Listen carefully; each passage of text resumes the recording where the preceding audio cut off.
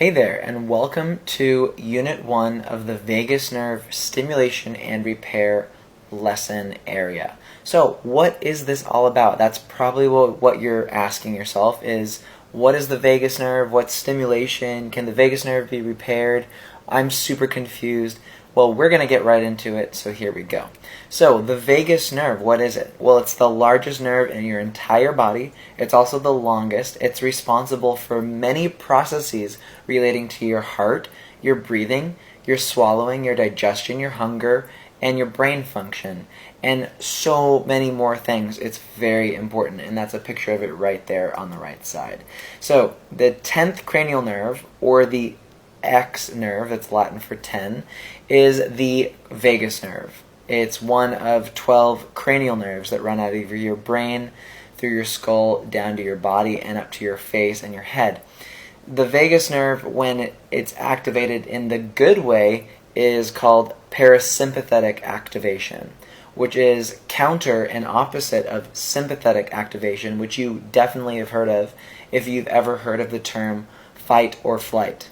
That is called sympathetic response. That's fight or flight, sympathetic. Not good. It's anxiety, it's fear, it doesn't feel very good. But if you are in the vagus nerve activation, you are activating parasympathetic. Parasympathetic is when you're socially engaged with people in a positive way. You feel friendly, connected to the greater good. You are able to encourage the release of oxytocin. You can make people feel good. You feel compassion. You feel empathetic. That's what you really want. That's the highest pinnacle of activation of the vagus nerve, and it feels really good. You've definitely been there at least a few times in your life, I can assure you of that. A dysfunction of the vagus nerve can result in the development of many weird symptoms and problems in any number of areas shown. It can be related to something with your heart not beating properly, skipping beats, low beats, high beats. That's a dysfunction of the vagus nerve. Lungs not being able to breathe properly, not getting enough air, not getting enough oxygen. Vagus nerve controls the bronchiation, opening, closing of the oxygen sacs in your lungs. Your digestion, your stomach, your gut microbiome are all related to your vagus nerve. Your digestion in your intestines, your upper, lower, middle, and your colon as well. There's all kinds of stuff that is going on related to your vagus nerve. Your hormones, your kidneys, all of this stuff is very, very related to the function of your vagus nerve. Now, why certain people have different symptoms when it's really about the vagus nerve being harmed? Well, as you can see, certain parts of the vagus nerve are closer to different organs, so likely you may be having issues with the vagus nerve where it's closest to the areas that you're having the symptoms. So keep that in mind.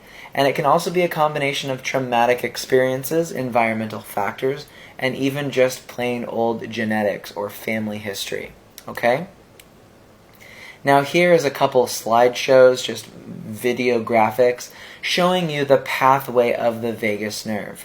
This is showing you the afferent fibers, which run from the very bottom all the way up. At the very bottom, when the intestines at the very bottom of the screen are activated, that's called your dorsal vagus activation. Those are old, ancient neurons, which are not very myelinated. And then everything above the middle, above the stomach, is the myelinated fibers of the vagus nerve, and those connect to your esophagus, your stomach, to your heart, your lungs, and then up to your head, basically up to your brain. So So anyway, that's a kind of a graphic of where the vagus nerve runs through your neck, through your body. It's all shown in yellow, and it's kind of got a cool, neat animation. You can see it also goes to your voice box down there, and that's why it can control your swallowing, and as well as your breathing and your voice. So now on to the part where we talk about stimulation and repair. Some people are saying, commonly, the first question they ask is, well, I feel like my vagus nerve is already stimulated. Why would I want to stimulate it even more? That's a really common question. And so my response to that would be that, how do you know that your vagus nerve is overstimulated first? because there's, like I said, another counter system to the vagus nerve called the sympathetic spinal branch, which is your spine, which controls the fear, fight, or flight response. And that can actually be overstimulated and not your vagus nerve. Your vagus nerve might be very understimulated. Your sympathetic nervous system might be overstimulated, and you might be thinking that the two are interrelated, when actually they activate at opposite ends of the spectrum. So that's one thing to consider when people do ask, well, I think my vagus nerve is already stimulated. Why would I want to stimulate it? Well, to consider that maybe something is stimulated and it's not the vagus nerve. That's possible. And then the other thing is that there are certain parts of the vagus nerve that, when overstimulated, can actually cause a shutdown, and some that are understimulated, and we can switch the energy around, sort of like balancing weights on a scale, right? So you want to activate one area to bring activity down in another area, okay?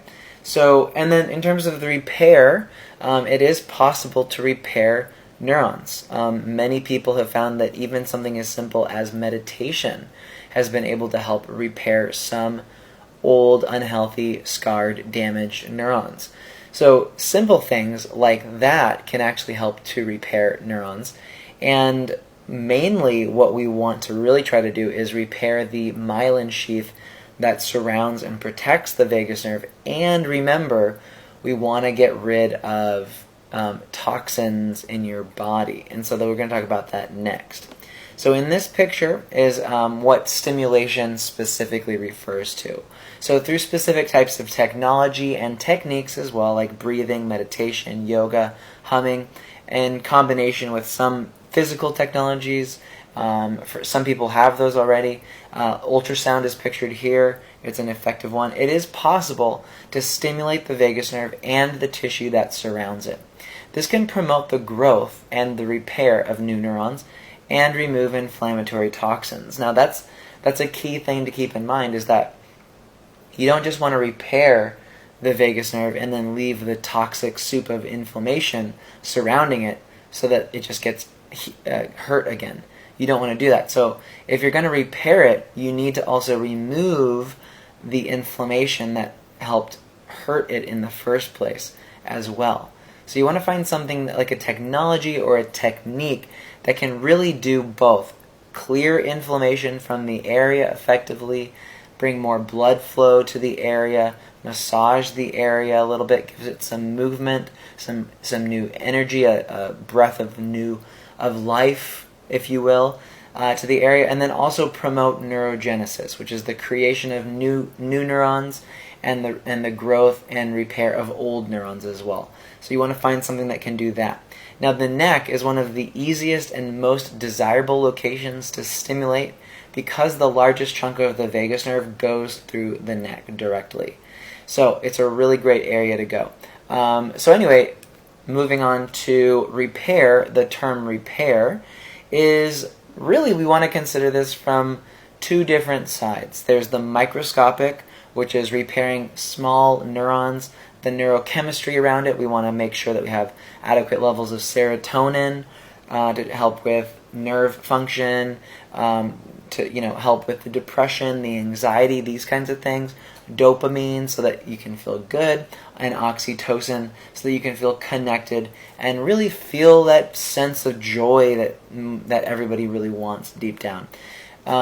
So there's that really microscopic level of repairing the vagus nerve, repairing the neurons, so that you can get back to life, get back to the way you needed to be by physically repairing damaged neurons and removing the inflammation, the toxic inflammation from the area. So that's one side. But then on the macro side, if you look on the right side, this is called polyvagal theory, which really does inform a lot of the work we do in this group as well, which is that your body has a mechanism of switching back and forth between different activation states. Something is basically by memory and by an inbuilt system, like a computer basically, is switching your body from being in sympathetic fight or flight or being in ventral parasympathetic vagal activation.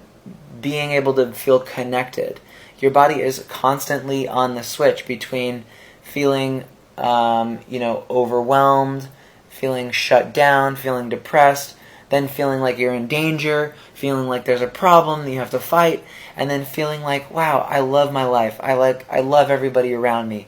Your body has a system for switching it, and some people, unfortunately, have gotten stuck in one of these systems, or they just can't seem to get out of the one that they're in, and they want a way out, and they want the pathway out, and they want to know what the ladder is to get them individually out of their state.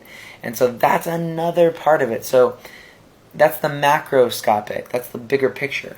And that does come down to, retraining how your body responds to things in its environment. People, things that happen, beliefs that you have. There's a lot of stuff going on, but you can't neglect the microscopic as well. And that the fact is that many people here have actual damage to their nervous system. So really don't chalk it up to just being like, oh, it's just belief that you need to change. There's a lot more than that. Let's not oversimplify it for the sake of the people who really need it, okay? So that's repair. That's what repair looks like. And so here's a picture of my neck. This is an x-ray of my neck. So, and in the area that the vagus nerve runs through. So a car accident, a really nasty one, almost destroyed my life. Well, it did destroy my life. It almost killed me, actually.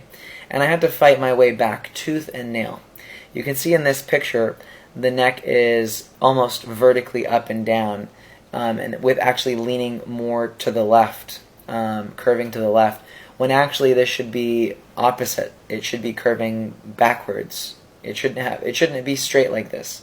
So I have really, really bad neck issues, and through the journey of trying to heal from this problem, with a neck that just has refused to go back into place, I've had to spend countless hours, sleepless nights, probably 10,000 plus hours working on this, and hundreds of thousands of hours on researching the nervous system and how to fix it specifically. And this group that you're in right now is a passion project of mine, because I believe that healing the vagus nerve can heal the body and in turn help heal the world. I truly believe that, and that's my mission. So I want to welcome you to the group. My name is Sterling Cooley. You'll see me in here often. And please, I encourage you to continue reading more about the vagus nerve. If you're unsure if you have any vagus nerve issues, then I would encourage you to consider asking a question in the main group area. Another option for you is to actually go to Google and type in whatever symptom that you're having that you're concerned about. A common question you might see asked here is, I have issues swallowing. Is that related to the vagus nerve? One thing that I would encourage you to do for preliminary questions like that would be to go to Google and just type in the word swallowing, followed by a space, and then vagus, V-A-G-U-S, and then a space, and then nerve, N-E-R-V-E. So that you click enter, and then what you'll find is the results showing if there's been research on swallowing and if it's related to the vagus nerve. My answer for you is, by the way, yes, it is related. Swallowing is very related to the vagus nerve. But if you're unsure about something, fibromyalgia, maybe diabetes, maybe it's something with your ears, your hearing, tinnitus, heart issues, blood pressure, digestion, do yourself a favor, get good at Googling these things too. There's a lot of information out there, and I would encourage you to do that. And then if you find something interesting, bring it back to the group and help educate others. Post the link and write a comment above it and say, I was originally searching for something about the vagus nerve, and I found this, and it was really helpful, and I learned a lot about it, and I'm really glad that I looked at it. So anyway, that's an encouragement thing for you to do. Otherwise, if you're overwhelmed, then just totally feel free to ask the question in the main group area. So with that, I welcome you to this fast-growing community, very passionate people, and I really wish you the absolute best. Take care of yourself. Bye-bye.